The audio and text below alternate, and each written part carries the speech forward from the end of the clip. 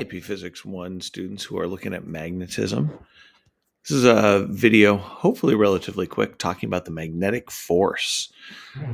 We already know a little bit something about magnetism and how the presence of a current carrying wire can generate a magnetic field that can move something like a compass, another magnet.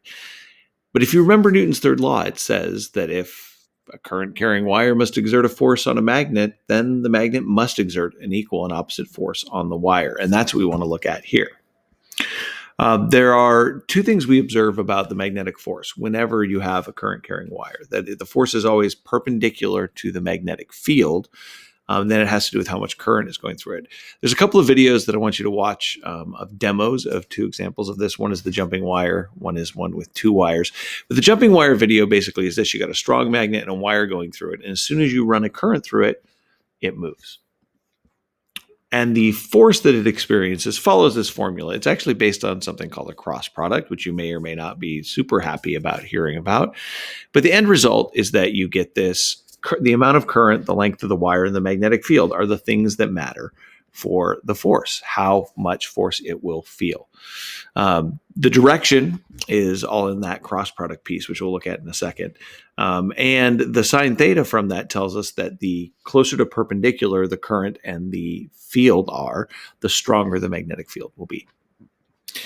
And that's this idea, right? When you have 90 degrees for your angle, you get the biggest possible force. When you have 0 or 180 degrees, you get nothing. And we're still using our conventional current direction here. So a quick example of this is if you imagine, say, a Green Line trolley, with a big current running overhead and the wire into it to power it. We've got the Earth's magnetic field. We can calculate how much force a segment of that wire, maybe between two poles that are holding it up, would feel in the Earth's magnetic field. Now, the Earth's magnetic field is not particularly strong, 10 to the negative 6 Tesla. And we've got a long segment, 12 meters of it. It's a big current, 380 amps, but still you only get a small force. The other question, though, would be, which direction will this force be? Now, we talked about it as a cross product, so we know it's going to be perpendicular to the magnetic field and the current carrying wire, but there's a couple of directions that it could be, so which one is it? And for that, we need to learn a rule, something we call the right-hand rule. And you've already learned about one, that if you want to find the direction of the magnetic field, it curls around a current carrying wire. But this is our second right-hand rule, which says that you point your thumb in the direction of current, put your fingers in the direction of the magnetic field, and then your palm pushes in the direction of the force. Here's a graphic of that, right? If you were to hold your hand out, thumb in the direction of the current, fingers in the direction of the magnetic field, you feel a force in the direction your palm would push. There's lots of applications of this. A basic electric meter, if you've ever seen an older style analog one that has a needle moving, generally what happens inside there is there's a coil of wire and there's some magnets. And if you run current through that coil of wire, there's a force that causes it to rotate. We can actually employ this in a continuous basis to make a motor. If you've ever turned on a fan or watched anything spin, a record player, all those things have motors in them. And what does a motor do? Well, it turns something around and around and around. And so when current goes through the coil, each side has current going, one's going out, one's going in, and they feel forces in opposite directions, and you get a net torque. So now we've got two pieces. A force can apply, a magnetic field can apply a force on a magnet, and it can apply a force on a current carrying wire. But what is a current carrying wire but just a bunch of moving particles? So we want to look at this third thing, how it can apply a force on a current carrying, not just a current carrying wire, but the individual charges inside, right? If you think about the current, all that is made up of charged particles. And of course, as you may or may not remember, the conventional current assumes positive charge flow. Ben Franklin, you didn't know anything about electrons. So frustrating. But how do we figure this out? Well, we start with the idea that current is the amount of charge per time.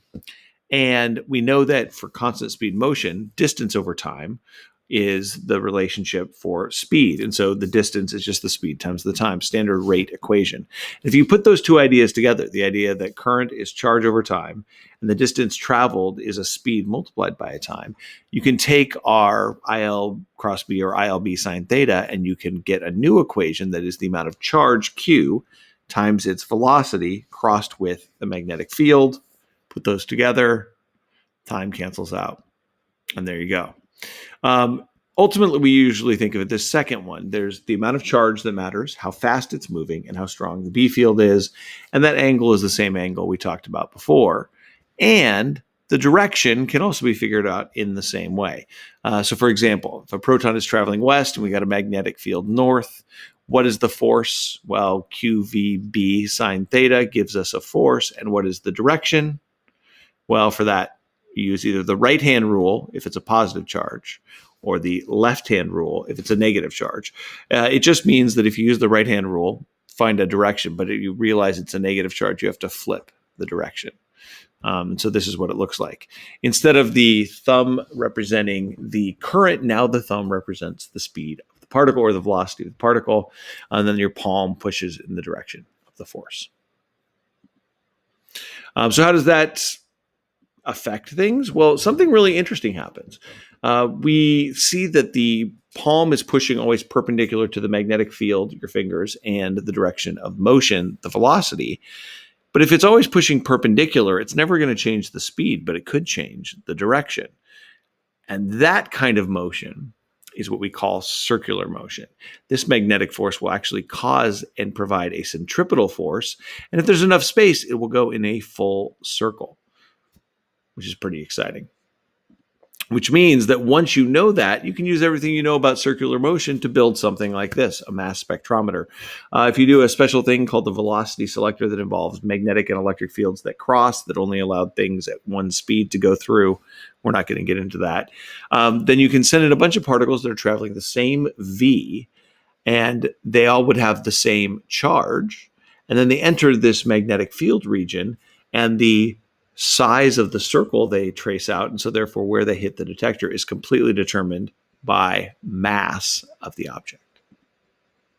We also use this to build cathode ray tubes. We don't make TVs out of this very much anymore, but it's the same idea.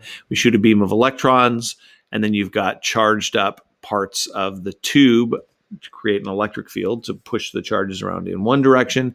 Then you have magnetic fields that steer them the rest of the way. We don't have to get into all the details, but the basic idea is you've got all these coils of wire with specially tuned currents to make the magnetic field alter in such a way as to paint the picture on the screen. And that's how you get your colors, by hitting the different red, green, and blue phosphors. Pretty exciting. So what is it that we can say from this video? Well, current-carrying wires can be pushed around by magnetic fields, and so too can charged particles, as long as they're moving.